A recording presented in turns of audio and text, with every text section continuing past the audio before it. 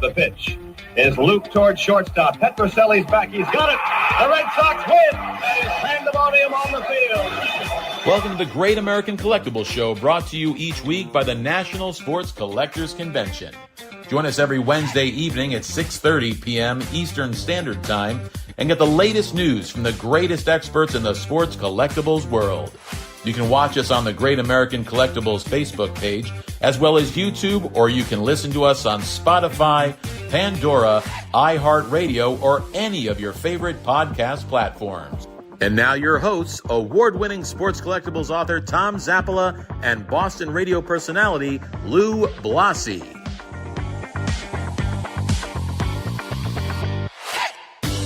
You know, Louis, I'm just thinking we should have opened up today's show with a little Guy Lombardo music. You know, I mean, it's New Year's Eve. Happy New Year. Happy New Year to everyone.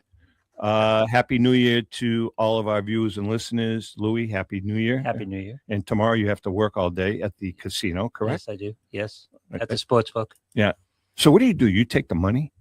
Actually, I'm supervising tomorrow, so Supervising the casino. making sure all the TVs are right. Every TV in the freaking building. Now, tomorrow's I want you to pull some money for him. Exactly. Well, first of all, let's say welcome to I'm really, really excited about this. Is kind of like a fun show. It's our last show of the year. Dan Wulkan from Memory Lane Auctions. Dan has been with us since day one. You guys have been with us, Dan. 1968. I was -3. Not that long. And this gentleman, It only feels that way. really, I've been trying to. I've wanted to get this gentleman on for the last 2 years. Many of you know him, Tracy Martin from Ohio, and Tracy doesn't own a business, but he has probably. I'm gonna go on and say that this is probably one of the best private baseball memorabilia museums in the country. Would you agree with that, Dan? You've seen a lot of them. Absolutely. I went through his website. Tracy, I went through your website and saw, all the old vintage gloves. And I'll tell you, a lot of the stuff you have, you should get on the list with films, because, letting films borrow this type of stuff and renting it to them, you can piggyback that and build the value if it's in a film. That's a good point. And Trace, listen to him, because Dan is in the industry. He was in the movie industry, film industry in Hollywood until they escorted him out of the city. But actually, he's making a very, very good point. Yeah. What else? Before we start, again, it's been a great year. Lou, we've had a good year. Danny, Tracy, I think we're all blessed. Man. That things have been good for us. And Ellen and I and Rico and Lou and even John Mallory, who we miss dearly. Mm-hmm. We had a great run with all these people, and He's fine, by the way. yeah, The way you put that. I know that. I know for a second. I did text. I'll tell you what, man, he doesn't come up for air anymore, Louis. No, I know. He's got a Got a lot girlfriend. going on. Yeah, he's got a girlfriend, and boy, that's the end of that. All right, let's start with Tracy. Now, Tracy is going to be with Dan and Lou and myself the whole hour. We're going to talk about Tracy's collection, but we're also going to talk about vintage baseball. Memory Lane has a blockbuster winter.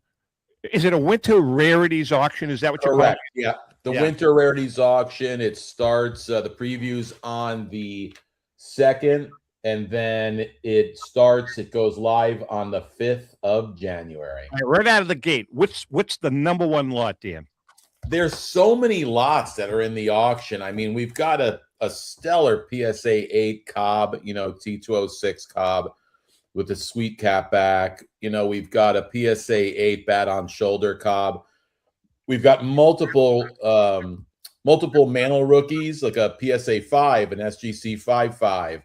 A 51 Bowman Mantle rookie, a Mantle and a 2. It's multiple sets being broken. We'll get into that later if you want, but there's some really cool stuff. We have this Marilyn Monroe card that Upper Deck made in their Mystery Cuts product many years ago, and that's a really cool card. It's one of 2, and it's a cut check in the card that's signed to the Beverly Hills Hotel. So a lot of cool stuff. All right, Trace, let's start with you out of the gate. Obviously we can see what's behind you, but Can you give us a little background? Is how did you amass this unbelievable memorabilia collection, number one, and how did you get into it? Well, Tom, I thank you very much for having me on. I really appreciate it. And Dan and Lou, it's an honor. I started when I was a kid, just like most of us did. 8, 9, 10 years old, and it really started. My uncle Jim, he gave me some baseball cards when I was visiting my grandmother. He was in the service, and that really got me started, interested in it, and I grew up in the Dayton. I was born and raised in Dayton, so an hour north of Cincinnati. And I was watching the Big Red Machine during the 70s and just fell in love with baseball and collecting their cards. And even at home when I was growing up, my room had posters and pennants and hanging on the walls and the ceilings. And it just never stopped. And in the around 1993, I started playing vintage baseball here in the Columbus area. I moved up here for work in 84.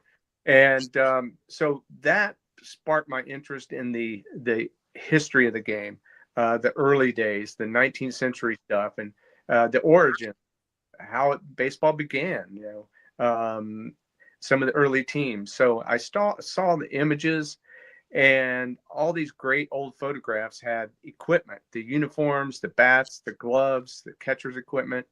And, that time period in the 80s and 90s where they flooded the baseball card market, it really kind of, was kind of bitter. And I sold some of my cards and started collecting the memorabilia then. And I got this crazy idea to try to put together a collection that would show the history of the game through equipment and evolution, a timeline. Basically, I wanted to find a piece, a uniform, a bat, a glove from every decade as early back as I could. So when I started collecting, it was really, it was easier than it is now. Around in the 90s and Sure. thousands, it was a lot easier to find this stuff. Nowadays, it's almost impossible to find an old uniform from the turn of the century. You just, in any kind of grading or quality, it doesn't even have to be a professional uniform. They're just hard to find that stuff. The early gloves, some of the early bats, the baseballs, even the stitching changed. The early days, it was kind of like a lemon peel, and they were all handmade back before they started manufacturing it. So Albert Spalding did Boston Red Stockings. When he retired from baseball, him and his brother started Spalding Sporting Goods. He had this vision to supply the professional baseball with all the equipment, and he built an empire from that. So that's when they started really manufacturing the equipment. And you started, over time, you started purchasing. Did most of your items come from private collections? Did you buy any on auctions? A little of everything? A little of everything. Auctions. And I would go, I still love to go to antique malls, yard sales, estate sales. That's part of the fun, is the hunt, because you never know what you're going to find. Sure. And every once in a while, you'll find that diamond in the rough out there. Like I've heard you guys mention on the show before, there's still pieces out there that have yet to be discovered. So that's really exciting. And that's what I love about it too. Well, Dan, we just, I know he's I'm going to quote, friendly competitor of yours, but, there was just a major find with another T206 Wagner. Yep. It's so, it's just continuous. It's going to continue when we're long gone. It's going to continue for hundreds of years because you have all these collectors that are so attached to things, and eventually it gets passed on and things get found. Topps printed X amount of cards, but let me tell you, a lot keep resurfacing. A lot keep, they keep coming back into auctions. There are finds where, people have passed on, and there are many, many abasements that are filled, I'm sure, to this day, with stuff. And especially, Tracy, it's a good problem for you with your stuff because, yeah, you can't really find that much anymore. It's kind of tough. but you bought in at the right time. And secondly, when you do find this stuff, it's like a diamond in the rough, like you said. It's a great addition. It's an exciting new next addition to your collection. So you've amassed at the right time, and it's a thorough collection. It's beautiful. I looked at your whole website, extensively, and you're the man with the history. Like you said, you've got bats from each decade. You could, do a lot more with this. I think you could possibly get someone local to maybe open up a museum, take all that out and relocate it, and really share the history with kids and little league teams and stuff like that.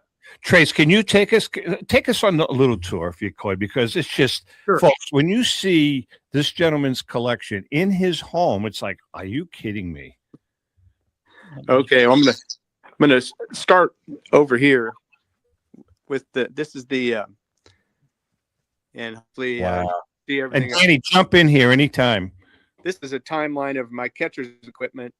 Jeez. And this and Dan was mentioning about sharing. That's one thing I've done, Dan, a little bit through loaning my memorabilia for exhibit. Cool. I've loaned pieces to the Hall of Fame in Cooperstown. Wow. Yeah, the Cincinnati Reds Hall of Fame and Museum. This case right here has some very early baseballs in it. Some of the lemon peel, some of the gusset style. These are all handmade up here on this top row. This is a trophy ball right here. Those are really tough. That's from the 1870s. And also, I love the old photographs too. One photograph you guys might find kind of cool is this one right here. This is the Columbus Panhandles team from 1907. And the gentleman in the middle here, that's Joe Carr. He's an NFL. Oh, yeah. Football owner, right? He was the manager of that baseball team. And Joe Carr was from here in Columbus. Yeah. Didn't he have something to do with the NFL as well? Yeah, he helped found the NFL. The NFL headquarters was here in Columbus for a few years, right on Broad and High, right across from the Capitol. Oh, wow. Yeah. And Joe Let me Carr ask you one quick question Sure. about the when people, see these lemon peel baseballs in auctions. Can you explain lemon peel? Like, is it literally dried up lemon peel, or is that what they name it after because it's tough leather? Is it aged? What that it's a style that the leather was cut from. It kind of like when it's unfolded, it is in the shape of like a lemon style. If you would cut it in the quarters, and then it's stitched together, so it's one piece of leather that's stitched together to the center, like a lemon peel shape. When they stitch it. Yeah, just the type of stitching. And Are here's we some losing? Yeah, we're having a little bit gloves. of struggle here. We're having a little difficulty, Trace. Can you hear us okay? Yes, sir. I can hear you fine. Okay. Go ahead. Continue. We're good. Yes, this is a kind of a timeline of my baseball gloves from the 1890s, about the 30s. And they really started, baseball gloves really wasn't made for catching the ball. It was for protection. One of the first players to wear a glove was the catcher for Candy Cummings. His name was Nat Hicks. And Candy Cummings supposedly was one of the first pitchers to throw the curveball. And prior to that, the catchers would stand behind the home plate about 10 or 15 feet, and they would catch the ball on the bounce. Well, when Cummings started throwing the curveball, it would bound away from his catcher. And he had to come up with an idea to come in closer and catch the ball on the fly. So when he did that, he started getting hurt. His hands started getting hurt. He started getting injuries. And he came up with the idea to take a workman's glove, cut the fingertips off of it, and use that for protection for his hand so he could catch the ball on the fly with Cummings. And so Hicks is the one? Hicks is the one that pretty much invented the glove. He came up with it. That's him right there with the big mustache. Oh, wow. Yeah. This is a scorecard from Cummings. It's printed score. I don't know how well you can see it. Yeah, we can. It's from the Capitoline grounds in Brooklyn. Did he? Is it signed? It's signed by the keeper, but Cummings' name is on there. He's like fifth in the lineup. It's a printed scorecard. It's amazing. It's from 1871, and that's one of my really, really prized possessions as well. Look at that. It's a Hall of Fame mustache right there. Yeah, really. Yeah, it's a Raleigh. Here's some of the uniforms, the Civil War style. These are original wool, almost impossible to find now. You just can't find these styles, especially the early 1880s, Wow. 1890s uniforms. And I wanted to create that timeline fashion in my collection so that people could see how the uniform styles changed throughout the years. Is that Universal Studios in the middle right there? It's not Universal Studios. No, that actually came from when I purchased that, it's from a town in Pennsylvania, and It was a mining town. It was a mining league.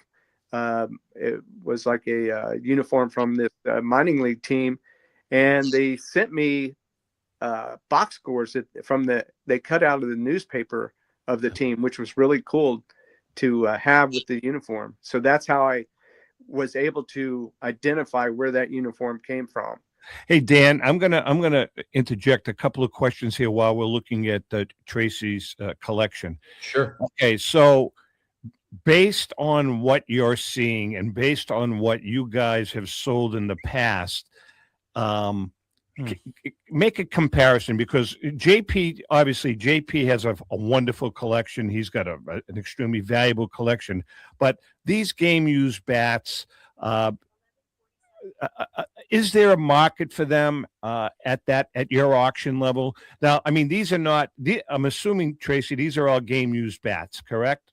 Or are they not? Model. Not all of them, no. And when you're talking about the vintage bats like these, the ring bats, the Spalding, the old the Wright and Ditson, it's really hard to identify what player used these bats. Yeah. These are mainly this part of my collection right here. These bats are basically a timeline of bats from the 1860s, 70s to the turn of the century. You don't necessarily know who the player was that used them. Correct. Okay, gotcha. And Tom, just to point something out, and I know Tracy knows this, there are a lot of turn of the century players that if they didn't have their like they cracked their bat and they were waiting for another one, they would literally go into the store and buy a bat. It could have their name on it on the facsimile. And I'm sure you know that too, but like for the viewers that are watching, and you can't prove it. You can't prove it. Like Right. You could get their style and you can get the bat marks and the bat. They didn't have bat racks, back then, but you could get, their style and the way where the balls hit, on the bat. But, Tracy could be sitting on something. Unfortunately, we can't prove it, that, if you have a name bat, that could actually have been used by that player. Gotcha. Tracy, do you allow people into your home to view this amazing collection? Sit down. Let's chat for a while. I mean, do you allow, groups or, little league groups like Dan mentioned, or professional groups to come in? I do. I love sharing my collection. I feel like, why have something if you can't enjoy it? And I've heard you guys talk about different pieces, different folks' collections. So, what do you do with things? Do you put it away? Do you hang it up? Do you put it in a safety deposit box? And of course, some of the cards that you guys have talked about, you got to protect them. But when my son was young, he played travel baseball, and at the end of every year, we would host the baseball team and have a cookout, have all the players and their families over. And my son Trevor, he just have all of his friends over, and we would bring them downstairs and I think the dads enjoy it more than the sons did, actually. Oh, I'm sure. I'm Yeah. sure. Yeah, but I love sharing my collection. I do a lot of, I've put together some PowerPoint presentations. I love talking about the history of the game, the origins, the equipment, and I take pieces and set up too at different events. Time and time again, I'll do that just so that people can see something. It's one thing to look at a picture or to see something on TV or something like that, but to actually hand a baseball glove from the turn of the century and say, here, put that on your hand. This is what they used. You know, it's just to see their face, you know, they're just like in awe. Very cool. So I just like to share my collection, and I have friends come over and family members time and time again, you know, to see the collection. Yes. Hey, before we take a break, Dan, you know, JP took Ellen and I on a virtual tour of the vault with his collection. Oh, it's I mean, it's jaw-dropping. It's insane. And back to what Tracy said, like, people want to feel touch, they want to hold it.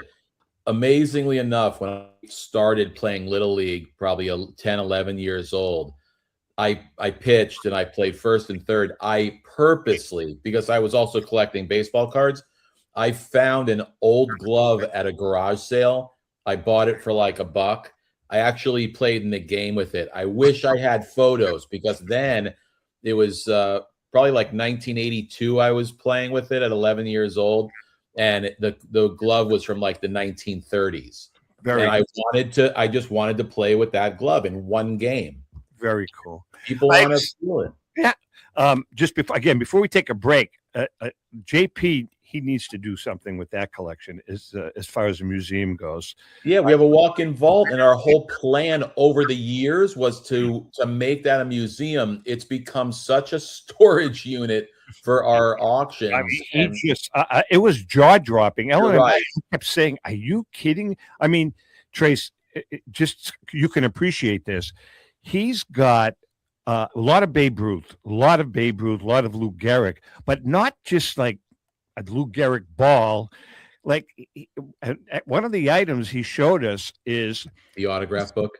No, well, the autograph book we saw, which was cool, but the thing that was really cool was he's got a check signed by Lou Gehrig, made out to the hotel next door to the Mayo Clinic the morning after he was diagnosed with ALS. He was checking out. I mean, he's got stuff like that, man. And I'll tell you one thing, but like you said before we go to break, one thing I got to stress to people out there, it doesn't matter what you pay. You know how many times JP has overpaid for things? It's because of scarcity, because there will always be a buyer later on, but good luck in trying to get it out of his hands. Great point. All right, so we're going to take a break. We come back. We have another CJ moment, and then we're going to switch gears a little bit and talk about the huge auction coming up at Memory Lane. And by the way, I don't know if you know this, but Ellen and I are coming up to your facility in June. Nice. With our photographer to do the photo shoot for the cover. So very cool. Yeah, we're going to have some fun with it. All right, we're going to take a quick break. Hang in there. We shall be right back.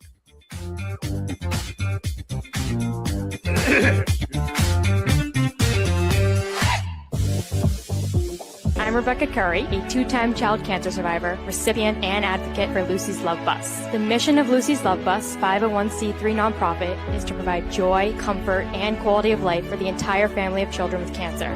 Since 2006, they have delivered love and comfort to over 3,000 children with cancer and their family members across New England. The dream of Lucy Grogan, an 11-year-old cancer patient, was to help kids with cancer who are suffering right now, before there is a cure, by offering free, integrative therapies like art, music, horseback riding, and many other activities. Unfortunately, Lucy passed away, but her dream lives on, and today Lucy's Love Bus is thriving.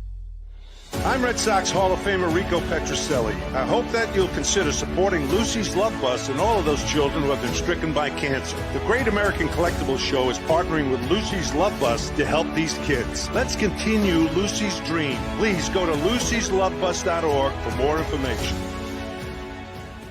Since 1996, Brian Drent and the staff at Denver's Mile High Card Company have led the charge in the collectibles hobby. Mile High is a full-service dealer specializing in buying and selling cards and offers a competitive consignment program for all collectors.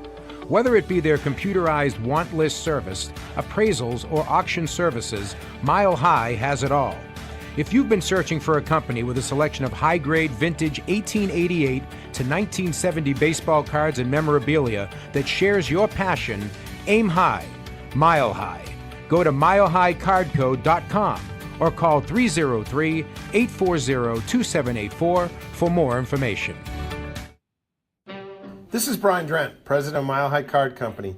Is your sports card and memorabilia collection properly insured?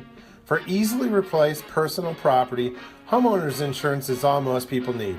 But for prized possessions that you may have spent a lifetime collecting, it doesn't go nearly far enough. Collectibles Insurance Services has been insuring for over 50 years. They offer a full range of protection and a $0 deductible at an affordable rate with no appraisals required. I know because they insure my collection. If you have a minute, go to collectinsure.com and learn more about insuring your personal card or memorabilia collection. Hi, this is Dan from Memory Lane Auctions, here to remind you that the renowned Memory Lane Collectibles Company has served as a beacon of light to the collecting community for the past several decades. Indeed, folks, it has been our utmost privilege and pleasure to provide the most enthusiastic collectors with an abundance of the finest sports cards and memorabilia for America's most coveted sports personalities via our world-class auctions. Whether you choose either a private sale transaction or the auction route, Memory Lane cordially invites you to reach out to us to maximize the value of your prized possessions. Also, it is not just sales that we pride ourselves on being the best of the rest, because if you are seeking a particular keepsake for your esteemed gathering, we will be relentless in our quest to find that special piece to fulfill your collecting dreams. So no time to wait. Reach out to us today for the purposes of capitalizing on our unparalleled marketing capabilities. Simply pick up the phone and dial 877-606-5263. That's 877-606-LANE, or find us on the World Wide Web at www.memorylaneinc.com. Now is the time for your valued consignment to ultimately become another one of Memory Lane's record-setting prices. How would you like to own the bat that was used by your favorite player when he hit that towering home run or game-winning base hit? Now look no further than JT Sports, specializing in the sale and authentication of professional game-used bats. As the official authenticators of professional model game-used bats for PSA DNA, JT Sports will guarantee the authenticity of any bat purchased from them. JT Sports also buys and sells game-worn uniforms, gloves, and baseball equipment. The unique quality of the collectible is what JT Sports is all about. Give them a call at 609-487-8003 or check them out at GameUseBats.com.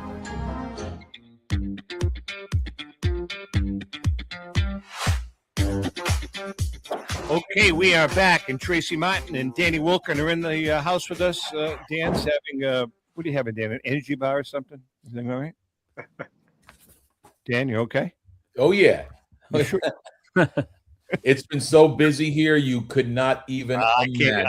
Yeah, we're doing videos for our website. This is something totally new where everybody's doing videos and pulling I've seen a couple that on Facebook.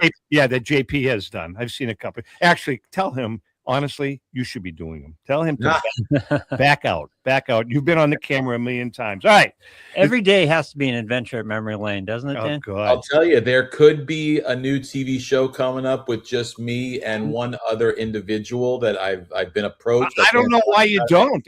I've always wondered that. I mean, you were fabulous on Pawns. How long were you on Pawn Stars for? 5 years. I did 50 episodes over 5 years. You were great. I think you'd be great at it. Just keep JP off camera. All right, it's time for another Crackerjack moment brought to us each week by our friend Paul Budge and PB Collectibles. Go to pbcollectibles.com for that special vintage card at an amazing price. Louis, I got to tell you, Paul called me yesterday from Florida, Yeah. He's looking for a second location in Florida now because he's like, he doesn't want to come home. But anyway. I don't blame him. All right. This week's Crackerjack, and again, I've said this over the weeks. The reason we're doing Crackerjack Moments is because our illustrious book distributor found 4 cases of books that we thought were sold out 4 years ago, and we want to get rid of them. So you can go on tomzapplermedia.com to purchase the book. I think it's like half price or something, but we've got, I think we have like 2.5 cases left. Anyways, this week's, one of my favorite players in the Crackerjack collection, Chief Myers.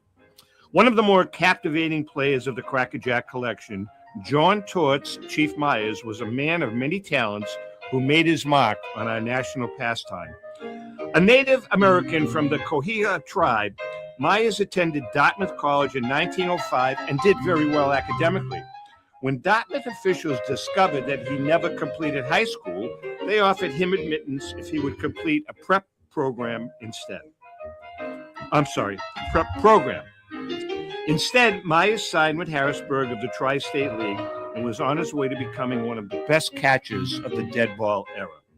As he worked his way up through the minor league ranks, dealing with the racism that was prevalent at the time, Myers' experience in the Northwestern League and the American Association was difficult, to say the least. His persistence and hard work paid off, and in 1909, he made the New York Giants team. After getting his feet wet the first year, Chief Myers, as he became known, developed into the best hitting catcher in baseball.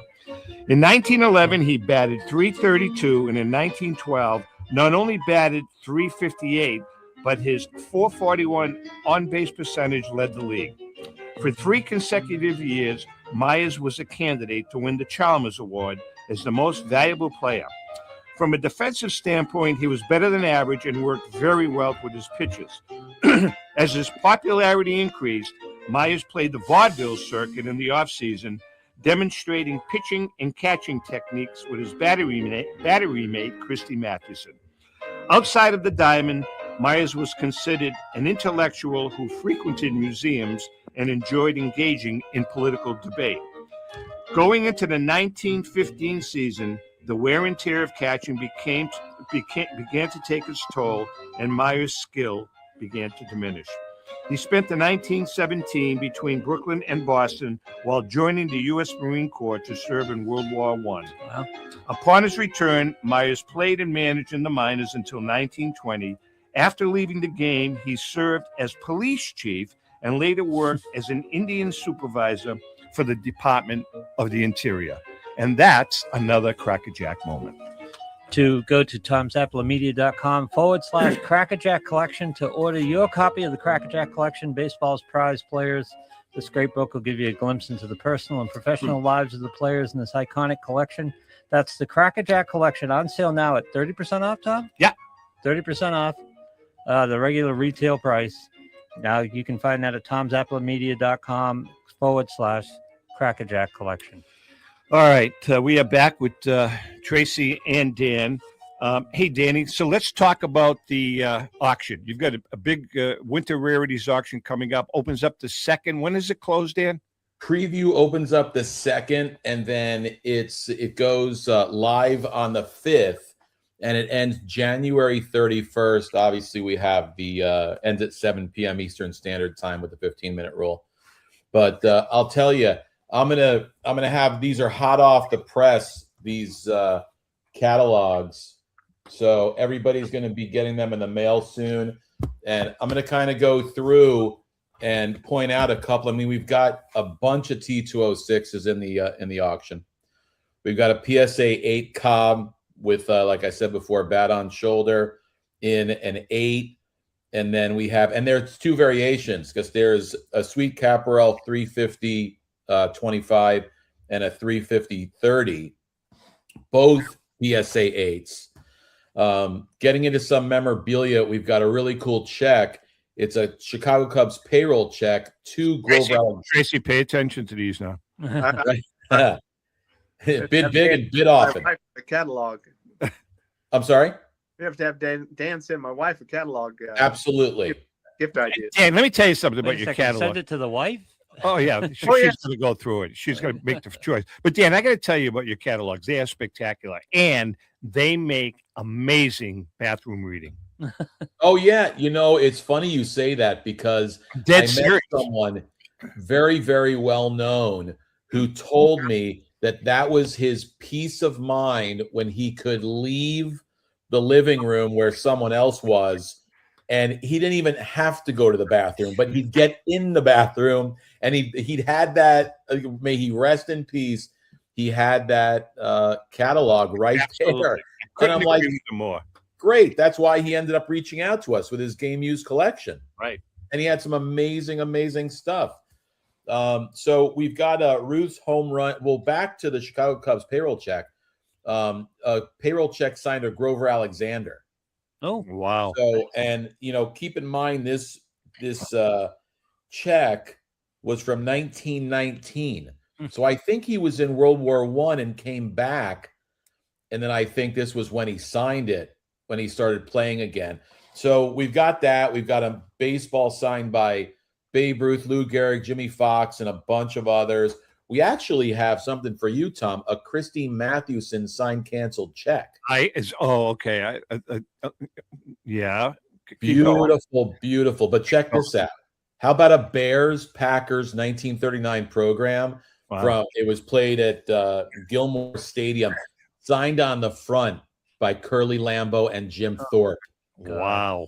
Among like Don Hudson and George Hallis. And now let's talk about that piece. Did that piece come from one private collector, Dan? It was passed down to him. He was local. He talked to a couple of our competitors and felt very comfortable with us, came over, and next thing you know, it's in our auction. So this is a fresh to the hobby item. Total. You know what else we have, which is really cool? I want to show you a photo of this. And Tracy, you might really love this. It's a hat signed by Babe Ruth. Okay. Wow. But it's really cool because it's one of his, top hats that he wore. And there are photos of him out there, with that hat. So another cool thing we have is a 65 Power Memorial high school ticket. Whoa. In a PSA 8 with the program from the original consigner who was at the game. Unfortunately, I'm pretty sure they lost that game. They won the first one in 64. Wait a second. Who were they playing? Do you remember? DeMatha. Let me tell you something. Just a little backstory about Power Memorial, that team. Yeah. One of my college roommates was the 7th man on that team. No way. Yeah, Steve Donahue. And then he went on to coach at, I think, Long Island University. But that was the Alcindor team. Correct. And then Steve, my college roommate, wound up the last head coach at Power Memorial before they closed down. No way. You got to ask him if he has stuff or if he knows some of the players from way He's back. tons of stuff, but that was was working all the time. He's working. Yeah, you should. That Power Memorial, man, Louis, that Power Memorial team, that was. They were 71-0 before they lost in 65. So I mean, great team. 71-0. Other items that we have, some items that we got from the Tom Candiotti collection. A game used Jerry Rice jersey. Tom was really close with a lot of athletes, a lot of, sports personalities, and they loved him. So the fact of the matter that he was able to become friends with Joe Montana, John Elway, and they would ask him, they would say, "Hey, Tom, you want to swap jerseys?" Back then it was like no big deal. So he just, he collected his stuff, and I'm not saying he hoarded it, but everybody wanted his stuff, so he traded a lot when he played. You do know, Dan, you do know the backstory in his card collection. Oh, I do. Tom Candiotti, Oh, God. you can read it in the Diamondbacks book. The Diamondbacks collection, the 50 greatest cards in existence. A large part of that collection at one time belonged to Tom Candiotti. And I don't know if you know that, but then he sold part of it to Ken Kendrick. Right. Yeah. And I remember being on the plane when we had all the cards in one sleeve in a PSA box. God. Bringing them to Ken. So we've got a 1910 postcard of Walter Johnson, the big train. It's the Wiser Wonder postcard. Shoeless Joe Jackson, a PSA 4.5, a 1915 Cracker Jack, number 103. Tracy, that belongs right in your museum there. It absolutely. Yeah, does. there's a lot of Cracker Jack cards, a bunch of caramel cards, a Gowdy Ruth in a PSA 6, a rookie Spawn, the PSA 9, the 48 leaf, a 48 leaf Jackie and an SGC 6. Just a ton of rookies like Satchel Paige and Yogi Berra. There's a big mantle collection that we got of some really, really rare mantle pieces.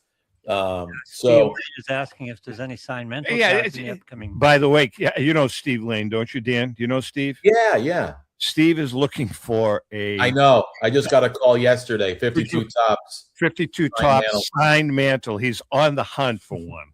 Yeah, a friend of mine just texted me 2 days ago. You got to find one for me. So we're actually on the lookout. But that's funny. What a small world that he just, is asking. He's driving me nuts. I said, Steve, you're really asking the wrong guy. Right. But we do have a PSA 7 51 Bowman Mantle rookie. And like I said before, as far as Mantle rookies are concerned, we've got a PSA 5, an SGC 5.5, another Mantle rookie and a PSA 2. And we have unopened packs. We've got signed cards, a massive amount of 1953 tops, including a PSA 8. Well, there's one card. There's one card you have not mentioned that I kind of piqued my interest. Don't you have a signed Larry Bird, Dr. J, that rookie card? A PSA 9 with 10 autos. Holy cow! Right? Yeah. The three autos are signed, and it's a 10 on the autos, and it's signed by all three players. Wow. Yeah, that's pretty stellar. That's really stellar.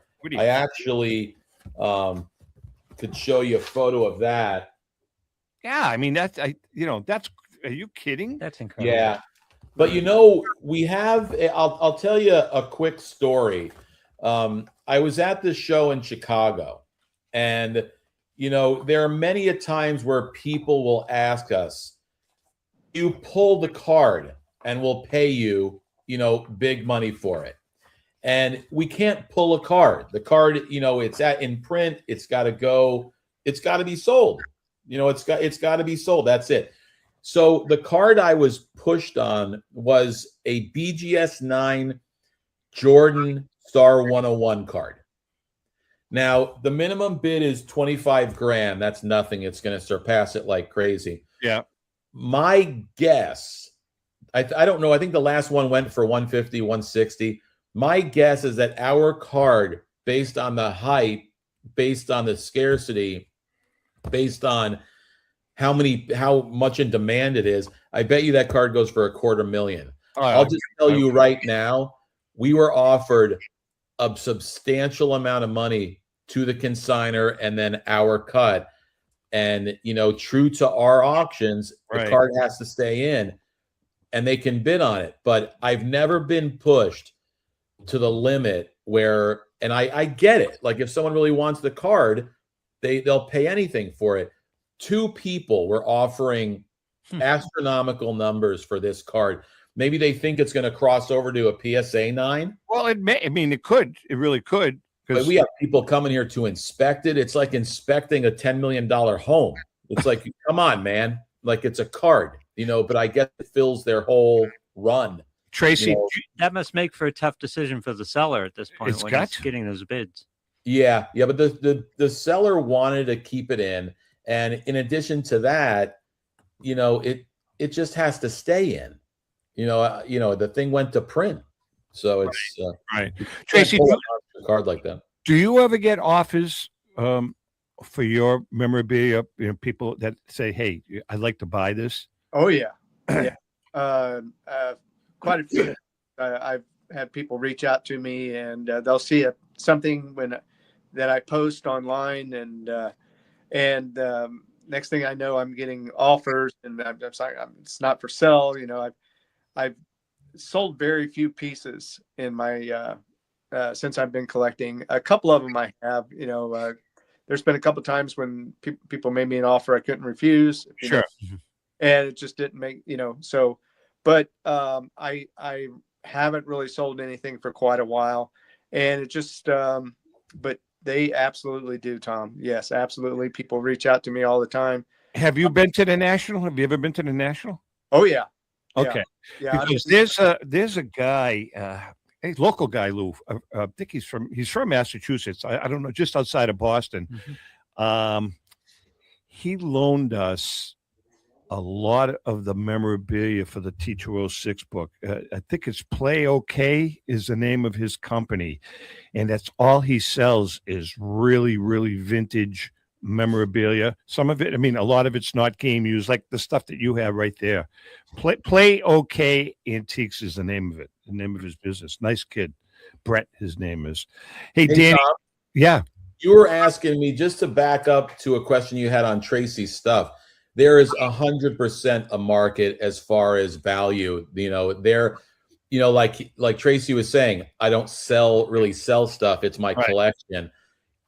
He's got so many rare items that if he were to get rid of one here and one there, those would be filling the run of other people's collections. That's how scarce a lot of that stuff is. So there's definitely a market. There's a huge audience for that, whether it's people that are buying for their archives or museums or individual collections. So, down the road, if you're interested, we'd love to, have some of that stuff. But it's the love of the game of collecting. Absolutely. Looks like JP. Good luck in trying to get anything out of JP's hands. Yeah, no, we saw that. I saw it firsthand when we were touring the vault, and he's just like, no, this is stuff that it means something to me. Yeah, that's the collector's blood. I look at Kendrick. Years ago we offered Kendrick $25 million for that Wagner that he has, the PSA 8, and you're gonna die when you hear this. He said, "Why would I sell it? Just so that money could visit my other money?" Exactly, and you're right. And we've talked about it. Yeah. Next week I have I'm going to connect the dots when tomorrow we're leaving for Florida, and I have a call scheduled with him next Thursday, and the topic is going to be the Wagner, and Ken's got. It's really interesting. I can't talk about it publicly. I'm not going to, but suffice it to say that he knows pretty much the entire history of that one card. Oh yeah. Yeah. It's just there's some pretty cool stuff. Yeah, it's a great story. I think he wanted to write a book on the Wagner. Yeah, it's just wow. All right, listen, I think we're going to take a break now. We have one more segment. Dan Wulkan from Memory Lane is in the house with us. Danny and Tracy Martin from Martin's Vintage Museum. How's that sound, Trace? Sounds fantastic, Tom. All right, so we're going to take a quick break. One more segment. Hang in there, and we'll be right back.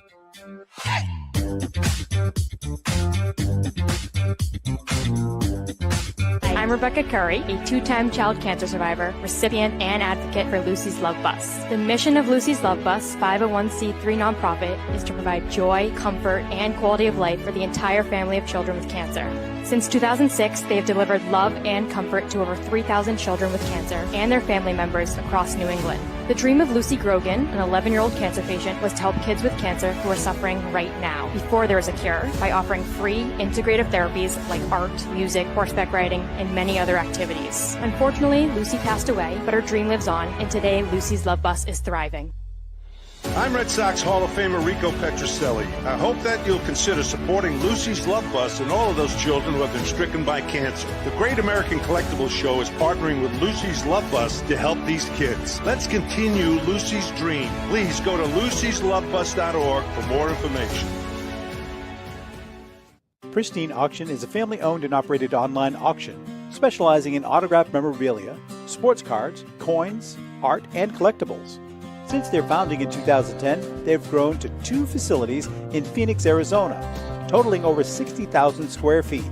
Jared Cavalier and an incredible staff of over 150 team members serve a very large customer base and enjoy every minute of it. By working with leading authentication companies, Pristine ensures all items are 100% authentic. In addition, third-party authenticators regularly travel to Pristine Auction to provide authentication services on site. Pristine Auction strives to operate its business in a way that's honoring to God, their families, and their customers. With a strong focus on speed, quality, and premier customer service, their mission is to be the leading online auction for every level of collector and fan. Pristine also works for Hope Sports and Identity Hoops International, traveling to Mexico to build houses for the less fortunate. Pristine Auction offers several online auction formats with thousands of auctions ending each day. For more information, go to pristineauction.com. That's Pristine Auction, the best in the business. If you're a discerning collector interested in owning the most important pieces in the hobby, look no further than Leland's Auctions. The original sports auction and appraisal house, Leland's was established in 1985 by legendary Pioneer founder Joshua Leland Evans. And today, President Mike Hefner carries on their tradition. From the Tom Brady card and memorabilia collection to the famed Boston Garden auction to high-end card auctions from every major sport, Leland's has always maintained the highest standards. Go to Lelands.com and get your bid in.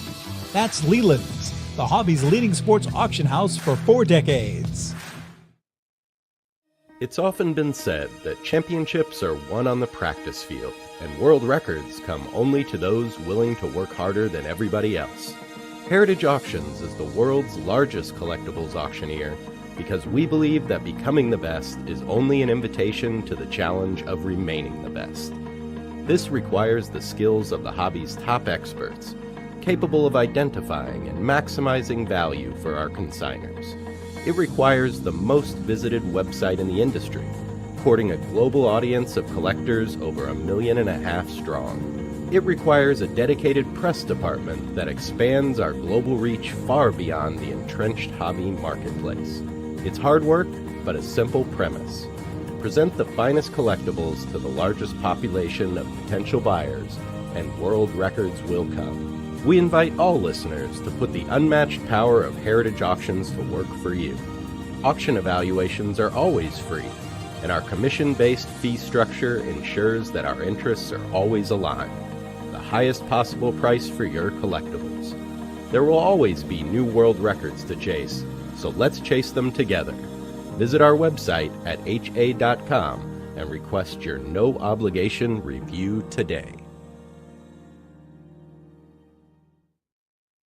Hi, this is Dan from Memory Lane Auctions, here to remind you that the renowned Memory Lane Collectibles Company has served as a beacon of light to the collecting community for the past several decades. Indeed, folks, it has been our utmost privilege and pleasure to provide the most enthusiastic collectors with an abundance of the finest sports cards and memorabilia for America's most coveted sports personalities via our world-class auctions. Whether you choose either a private sale transaction or the auction route, Memory Lane cordially invites you to reach out to us to maximize the value of your prized possessions. Also, it is not just sales that we pride ourselves on being the best of the rest, because if you are seeking a particular keepsake for your esteemed gathering, we will be relentless in our quest to find that special piece to fulfill your collecting dreams. So no time to wait. Reach out to us today for the purposes of capitalizing on our unparalleled marketing capabilities. Simply pick up the phone and dial 877-606-5263. That's 877-606-LANE, or find us on the World Wide Web at www.memorylaneinc.com. Now is the time for your valued consignment to ultimately become another one of Memory Lane's record-setting prices.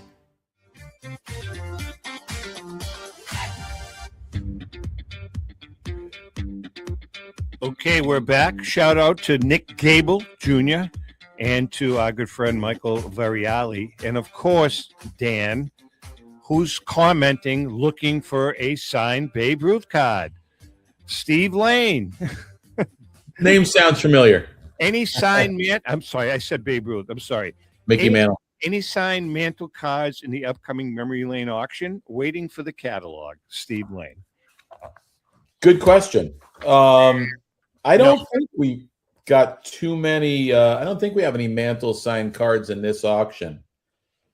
But I'm sure you're going to find him one. Definitely not a 52 tops. But see, you know what Steve's looking for? He's not just looking for. I know, Steve. You can text me if I'm wrong in this. He's not just looking for a signed Mantle card, 52 Mantle. He's looking for a signed period Mantle card. So a 52 Mantle signed like in 52, 53, 54, somewhere around there. Those are hard to come by. Yeah, the vintage playing day autographs are. Yeah. Hey, listen now, Louis, why don't you tell and I think you need to listen to this very closely, Tracy. Very, very closely. Why don't you tell us about our good friends at Finkelmeyer? Well, Tom, the Finkelmeyer Insurance Agency has been insuring collectibles since the early 80s. The late Tom Finkelmeyer wrote the original sports memorabilia insurance policy when no one else in the industry was insuring sports collectibles. A lifelong collector of sports cards, Tom Sr. instilled the love of collecting in Tom Jr., the current president of the Finkelmeyer Insurance Agency. Tom Finkelmeyer Jr., with 3 decades of insurance experience, has paired that expertise with 50 years of collecting, and with a litany of professional designations, including counseling and risk management. Tom covers every aspect of your collectibles insurance needs. Unlike some companies that sell collectibles insurance directly to the consumer online, Finkelmeyer Insurance Agency is the only independent retail agent who specializes in sports memorabilia and collectibles nationwide. Representing all major companies that sell collectibles insurance, there's no agent that insures more collectors, dealers, appraisers, auctioneers, or events in the collectibles hobby than the Finkelmeyer Insurance Agency. Our good friend and hobby legend John Tobby of JT Sports has been using Finkelmeyer Insurance for over 20 years. For more information for your collection, go to thefia.com, THEFIA. That's Finkelmeyer Insurance, where collecting is our passion. By the way, John Tobby will be joining us next week. Rico and I in Florida. We're going to have a nice show with him. John is such a great guy. Oh, John's the best. John is a great, solid. Is the best. He really is. They're all great guys. Yeah, they are. Nothing but great guys. Yeah. If you want to have an absolute blast at obtaining some great modern and vintage cards, you got to check out JRI Cards. Our paisan, Charlie the Iron Ripper Perino, he is such a character, along with Money Marco, the Dollar Girls, and the JRI Gang, give you the chance to participate in opening a graded, unopened, and sealed fresh wax or cello pack of your favorite sport or non-sport favorite. It's easy. You buy in, Charlie opens the pack, and you get a pack, and you get a pack of fresh cards. It's that simple. As a matter of fact, if you pull that special jewel, the guys at JRI Cards will even have it graded for you in the house. Featured in the LA Times, ESPN, and USA Radio, JRI is the hottest card-pulling show on the internet. Charlie and his staff make it fun, entertaining, and enjoyable with his collection of hats, sound effects, and don't forget that JRI Cards donates a part of their proceeds to various charities. That's JRI Cards. Check out their exclusive breaks and events that everyone is talking about. For a great hobby experience, go to jricards.com. Charlie's another guy we're going to be meeting down in Florida. Nice. He's down in West Palm. He's a character. I want to ask both of you guys, what's hot as far as memorabilia? Dan, I know you have your finger on the pulse on the memorabilia end. What's hot in vintage memorabilia right now in the hobby? Game used. I'll tell you, I wanted to say this before. Probably 5 years ago, when I was on the show, we were talking about how hot our hobby is, how with COVID, and it just went through the roof, and there was extra money that people had because they weren't working or going anywhere. I'll tell you, it continues to be a hot market, whether it's vintage game used, whether it's modern game used. I mean, that game used bats, game used. This one thing I don't agree with the prices that they're getting. I'm not a fan at all of game used baseballs. If it's a Babe Ruth home run ball, okay. If it's a shot heard around the world, okay. But when it comes to the ball that got stuck in the Dodger Stadium during the World Series at the bottom that changed the world, or this guy's, these modern baseballs that MLB slaps their hologram on. Oh, the Rojas Homer, right? The Rojas Homer. Yeah, I mean, but hold on. The Rojas Homer is that's a little different because that was an iconic game. But I think I see what you're saying, Dan. There's so many out there now that I'm comparing it to Todd McFarlane, Sosa, and McGuire, and forget about the steroids. Forget about that subject. Let's just say that they're paying millions, and then it's the worst investment, just like a bunch of these modern cards that go for 5, 6, 7 figures and then come down because the next card needs to, people are chasing the next card. So buyer beware. At that. Trace, what are your thoughts on all that? That whole modern, ultra modern card, one of one, this Steph Curry, Panini purple because his jock strap is a piece of his jock strap is in it. It's crazy, man. It's crazy. Well, I'll tell you guys, you might call me a purist, but the first time I heard, I can't remember what year it was when they started doing it. Cutting up Babe Ruth jersey. Cutting up baseball bats, a game used bats, Babe Ruth bat, just to have a 1-inch piece of wood and slap it in on a card. I think that's a travesty to destroy any type of memorabilia like that. I couldn't. I'm not a fan of that at all. I don't own any of those pieces. And as far as the new modern cards, it has gotten a lot of kids back involved in card collecting, which is a good thing.